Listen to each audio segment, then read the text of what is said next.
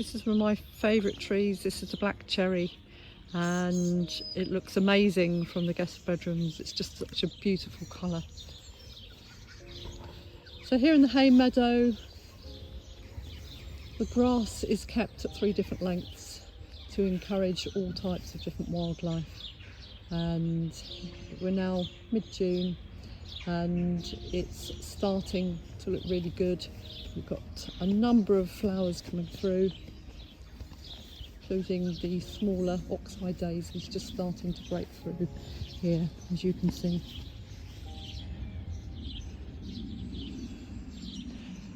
And the willow bower over here. This must admit ran away from me when I was working in corporate for 5 years and didn't have a lot of time, so we've taken it back and given it a strong, well, very short haircut, and it's now growing back nicely, and I will wind it back in again over the top when the new growth has become a little more established.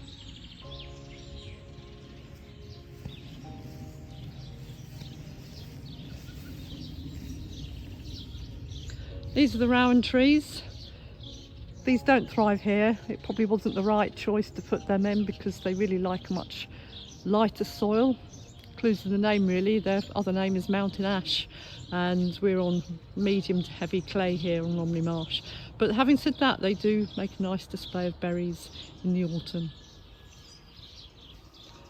And we're moving through now into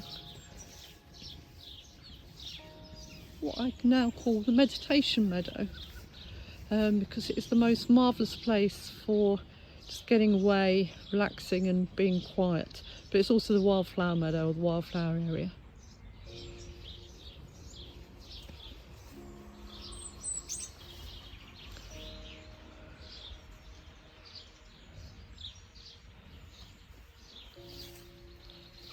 This is one of the many trees that were moved from another position in the garden when we came here. This is the curly hazel, although much of the curliness has now grown out. And the group of 5 birches. Again, when we came here, this was just a totally blank paddock. No trees, no hedgerow, nothing.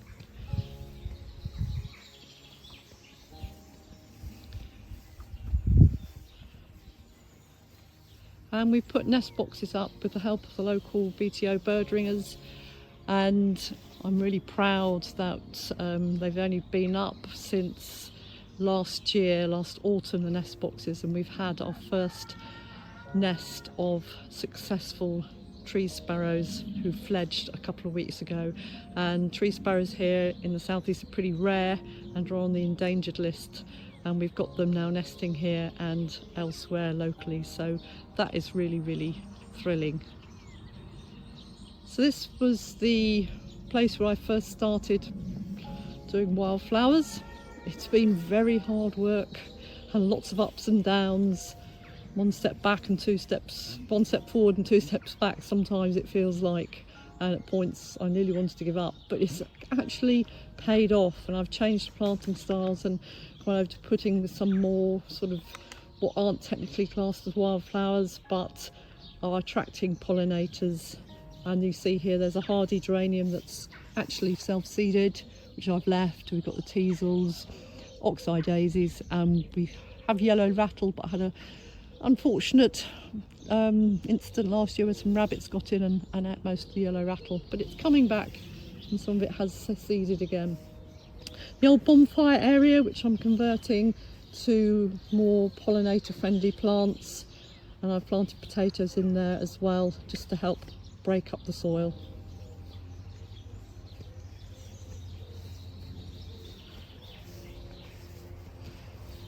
And this lovely copper beech looking absolutely stunning.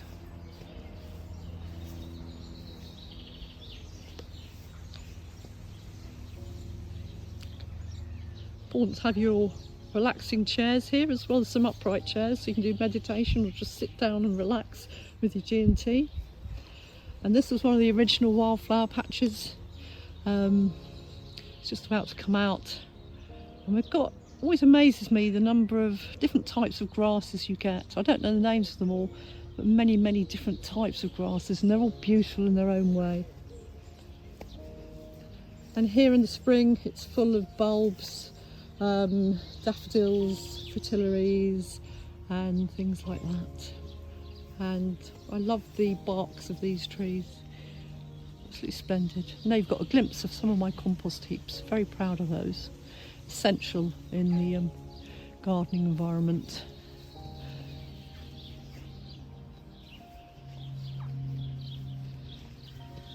Here we've got a bit of parts are netted off, partly because of the rabbits, but also my chickens do love scratching around, and they're great and wonderful in many ways, but I have to limit them sometimes to the areas where they can go.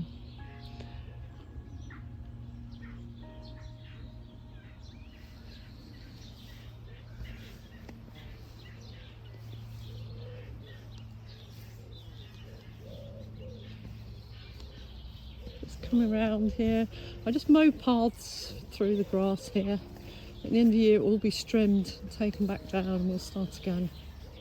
It's a lovely liquid amber tree. It didn't really particularly like being put here because we get a lot of winds coming from southwest howling through the church, but I moved several beech trees to give this a bit of protection. So these three here, and since I've done that and they've grown up, the liquid amber has actually done really well, so it's got a bit more protection. And this is a lovely area just for coming, sitting and relaxing, reconnecting with nature, putting some, I don't know, some balance back in your life and getting a better perspective on things when you've had a busy or stressful day. It's absolutely wonderful.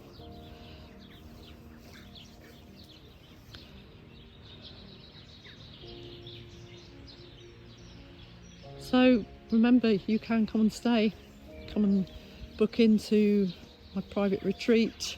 You can add on therapy, tour of the garden, and also I do history tours of the church. So with my other hat on, I'm a professional genealogist and historian. There are two lovely guest bedrooms at the back of the house. It's very quiet most of the time, and you can just come and relax and soak up nature. If you want to go out and explore, there's loads to see and do here on Romney Marsh, loads of sites and historical things, and loads of beautiful gardens, not just mine.